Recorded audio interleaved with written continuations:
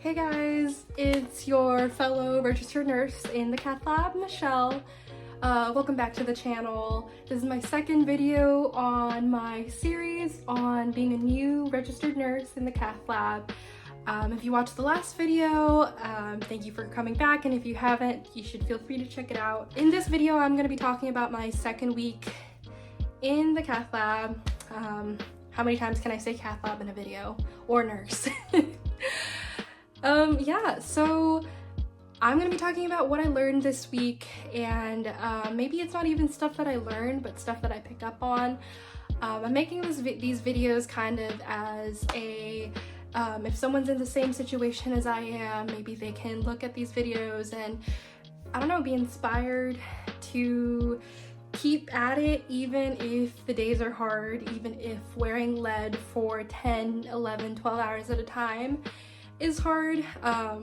Just keep at it, because being in this position is really, really cool, and not a day goes by that I take for granted being in the cath lab, because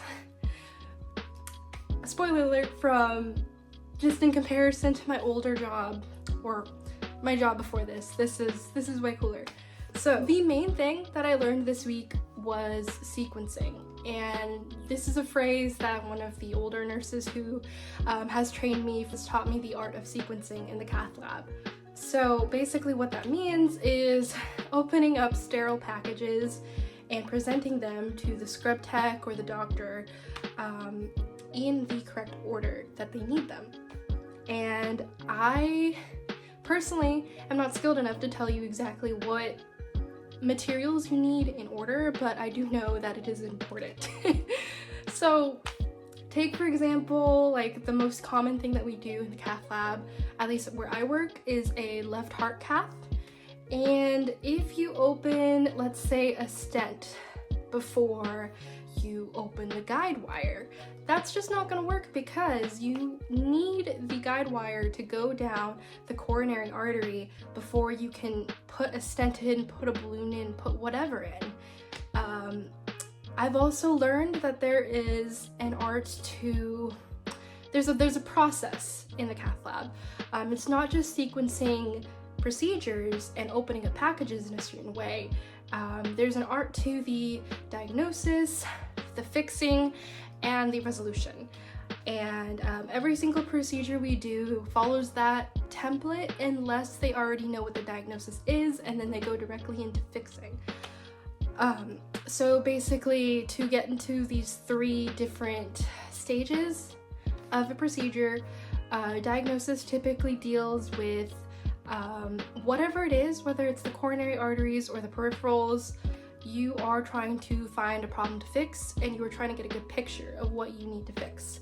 So with the coronary arteries, doctors will inject contrast into the coronary arteries and highlight different angles of the heart to see if there are any blockages or if there's anything they need to fix. So there is a process to the way that we do these procedures in the cath lab. So I mean, there's that diagnosis, which I talked about, then there's the fixing, and that if it's a stent, it usually involves stenting, ballooning, and there are certain factors that can get in the way. Like, I'm just talking about the heart right now because that's what I've been mostly exposed to in the cath lab. But if we're fixing and there's a lot of like calcium buildup, calcium is really hard. I mean, it's the stuff that makes up your bones.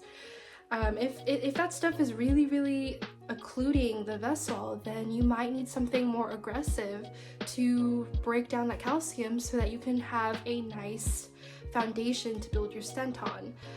One of the doctors that I worked with tried to make the analogy that it's kind of like painting a wall. I don't paint walls. I don't know about you guys, but I don't paint walls that much. So I'm like, oh, it's like nail polish. And he was like, yeah. And I'm like, oh, you guys wouldn't know what that meant. But basically, for the women or the men out there who paint their nails, it's like you have to add, or even makeup, like you have to add primer, you have to have a good foundation, and then you can go in with your color, your nail polish color or wall color or whatever, and then you can make sure that it sticks. So you could spray that, what is it called? You can spray setting spray if you're working with foundation. You can put a top coat on if you're painting your nails, or you can, I guess there's a top coat for walls. I don't know what it's called. But that's kind of to put it in a way that most people can understand, that's kind of what it's like to place a stent in a coronary artery. You gotta make sure that you have a good foundation, you have a good stent size, and you have to make sure that that stent adheres, or it has to stick to the coronary arteries, because if it doesn't, then it just floats away or gets in a place where it's not supposed to be. So this week in the Cath lab has been much about sequencing and the process. The coolest procedure that I did this week had to have been using a laser on someone's peripheral arteries. And I mean, literally a laser, like what in the Star Wars, like that was really, really cool. Apparently the tech has been around for 30 years. I asked, I was like, is this a new thing? Because like, I haven't read about it in textbooks. Apparently it's been around for 30 years.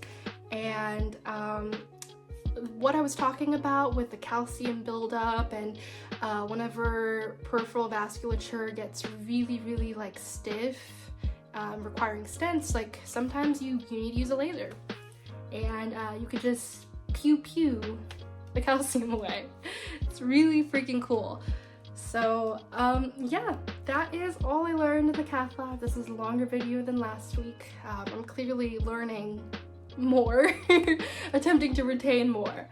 But thank you for watching this video. I don't know who's watching, but if you're watching, I really appreciate it. I really appreciate you. If you really liked this video, I hope it inspires you. If you're in this field of medicine, if you're new to nursing, or if you're new to the Cath lab, I really do hope that this inspires you to just keep going, keep at it. Some things will stick and some things may not, but it will stick eventually. And this is what this whole process, this is what recording these videos means, like to me at least.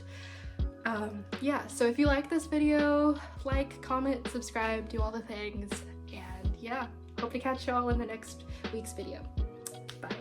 Oh, and you know what? Merry Christmas and Happy New Year's to all y'all.